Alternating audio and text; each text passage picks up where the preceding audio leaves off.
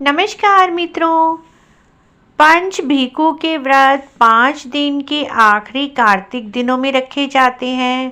कार्तिक शुक्ल पक्ष की एकादशी से पूर्णिमा तक 5 दिन तक 5 भीखू की कहानी सुनी जाती है, स्नान किया जाता है, दीपदान किया जाता है और साथ में यदि चाहें तो व्रत भी रख सकते हैं। एक समय भोजन का नियम ले सकते हैं या फल आहार का नियम ले सकते हैं या फिर बिना व्रत किए केवल स्नान करके कहानी सुन के भी 5 दिन तक कार्तिक नहाने का पूर्ण फल प्राप्त कर सकते हैं। तो आज हम आपको एकादशी से पूर्णिमा तक सुनी जाने वाली कार्तिक मास की 5 दिन की कहानी लेकर आए हैं। इस बार 4 नवंबर से 8 नवंबर 2022 तक पंच भीखू की कहानी सुनना और सुनाना बहुत ही अच्छा होता है। 5 दिन, आखिरी 5 दिन में इस कहानी को अवश्य ही सुने। पंच भीखू की कहानी इस प्रकार है। किसी गांव में एक साहूकार था। उसका एक बेटा और बहू थे। बहू हर रोज कार्तिक स्नान करने गंगा जाया करती थी। सुबह जल्दी जाती और किसी भी पराये पुरुष का मुंह नहीं देखती थी। यही उसका नियम था। एक राजा का बेटा भी सुबह सवेरे गंगा स्नान के लिए जाता और वह हैरान हो जाता कि मुझसे पहले कौन स्नान करके जाता है। कार्तिक माह के 5 दिन बचे थे। एक दिन साहूकार की बहू को स्नान करके वापस जा रही थी। उसी समय राजा का बेटा भी स्नान करने के लिए आ रहा था। आवाज सुनकर बहू जल्दी जल्दी जाने लगी, लेकिन जल्दबाजी में उसकी माला मोजड़ी छूट गई। राजा के लड़के ने उसकी माला मोजड़ी उठा ली और सोचने लगा, जिस स्त्री की यह माला मोजड़ी इतनी सुंदर है, वह स्त्री कितनी सुंदर होगी। उसने पूरे गांव में मुनादी करवा दी, जिसकी यह माला मोजड़ी है वह 5 रात मेरे पास आएगी। साहूकार के बेटे की बहू ने कहलवा दिया, मैं 5 रात आऊंगी, लेकिन किसी को साख भरने के लिए बैठा देना। राजा के बेटे ने एक तोते को पिंजरे में बंद कर गंगा जी के किनारे पेड़ पर टांग दिया।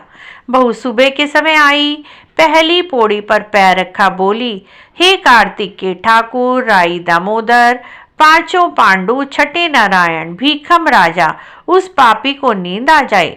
राजा के लड़के को नींद आ गई। बहू नहा धोकर चलने लगी। तोते से बोली, सुआ सुआ तेरे गल डालूंगी हीरा, मेरी साख भरियो वीरा।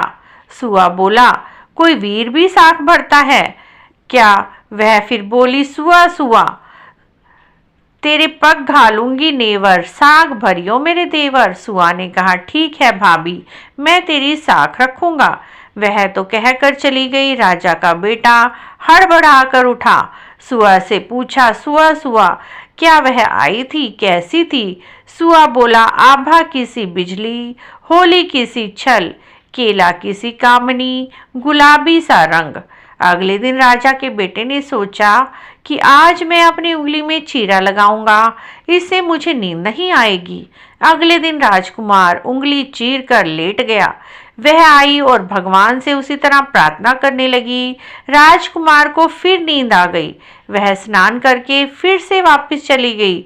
सुबह राजकुमार ने तोते से फिर पूछा। उसने वही सारी बात दोहरा दी। अब राजकुमार बोला कि मैं आज रात में आंखों में मिर्ची डालकर बैठूंगा। रात में मैं आंखों में मिर्ची डालकर बैठ गया। बहू अगले दिन फिर आई और भगवान से प्रार्थना की, जिससे कि फिर से उसे नींद आ गई। राजकुमार ने तोते से बहू के आने की बात पूछी। उसने फिर वही बात बताई। राजकुमार अब फिर सोचने लगा, आज मैं बिना बिस्तर के ही बैठूंगा। रात को बिना बिस्तर के बैठ गया। जब वह स्नान करके आई तो उसने फिर से भगवान से प्रार्थना की, भगवान राजकुमार को नींद आ जाए। जब वह नहाकर जाने लगी, आंख बंद करके चली गई। राजकुमार जब उठा तो वह आ चुकी थी। राजकुमार फिर सोच में पड़ गया।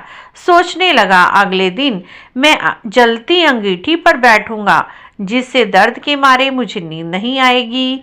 फिर वह रात को अंगीठी जलाकर उसके ऊपर बैठ गया। साहूकार की बहू आई और वह भगवान से प्रार्थना करने लगी, हे राई दामोदर, आपने 4 रातें तो निकाल दी, एक और निकाल दो। भगवान ने उसकी बात रख ली। राजकुमार को फिर से नींद आ गई। जब वह नहाकर जाने लगी, तोते से बोली कि इस पापी से कह देना 5 रातें पूरी हो चुकी हैं, वह मेरे मोतियों की माला और मेरी मोजड़ी घर भिजवा दे। सुबह राजकुमार की आंख खुली तो उसने तोते से पूछा, क्या वह साहूकार की बहू आई थी? तोते ने कहा, हाँ वह आई थी, उसने अपनी माला मोजड़ी मंगवाई है। यह सुनकर राजकुमार सोचने लगा, वह तो सत की पक्की है, तभी तो भगवान ने उसका सत रखा। कुछ समय के बाद राजकुमार के शरीर में कोढ़ पड़ गया। राजा ने ब्राह्मणों को बुलाकर पूछा कि मेरे बेटे का शरीर क्यों जल रहा है। ब्राह्मणों ने विस्तार से सारी बात राजा को बताई कि इसने क्या किया है। ब्राह्मणों ने कहा, इसने किसी पतिव्रता स्त्री पर बुरी नजर डाली है, इसीलिए यह कोढ़ इसके शरीर को पीड़ित कर रहा है। राजा ने इसके ठीक होने का उपाय ब्राह्मणों से पूछा। तब उन्होंने बताया कि साहूकार की बहू को धर्म की बहन बनाए, रोज उसके नहाए हुए जल से स्नान करे, तभी इसका कोढ़ ठीक हो सकता है। राजा साहूकार की बहू के ससुर के पास गया उसकी माला मोजड़ी वापस करने के लिए और साहूकार से बोला कि यह माला मोजड़ी आपकी पुत्र वधू की है, इसे ले लें और आपकी बहू के नहाए हुए जल से मेरे बेटे को नहला दें। साहूकार बोला, वह तो सत की पक्की है, किसी भी पराये पुरुष का मुंह तक नहीं देखती, अब उसे इस नाली के नीचे बिठा दीजिए। जब वह बाथरूम में नहाएगी तो नाली में से उसके नहाए का पानी इस राजकुमार के शरीर पर गिरेगा, जिससे तुम्हारा पुत्र नहा लेगा। राजकुमार ने ऐसा ही किया। कुछ समय बाद उसका शरीर चंदन का सा निर्मल हो गया। हे पंच भिक्षु देवता, जैसे आपने साहूकार की पुत्र वधू का सत रखा, वैसे ही इस कहानी को कहते सुनते हुंकारा भरते सभी स्त्रियों का रखना, सबकी रक्षा करना, सबका सत रखना। अगर मित्रों आपको पंच भिक्षु की यह कहानी अच्छी लगी है तो हमारी इस कहानी को जरूर लाइक करें, शेयर करें, कमेंट बॉक्स में जय पंच भिक्षु महाराज अवश्य लिखें, जय राई दामोदर भगवान अवश्य लिखें, जय कार्तिकेय ठाकुर अवश्य लिखें। मित्रों, यदि आपके कोई प्रश्न हैं 5 दिन के स्नान के बारे में, वह सभी प्रश्न भी आप कमेंट बॉक्स में जरूर पूछें।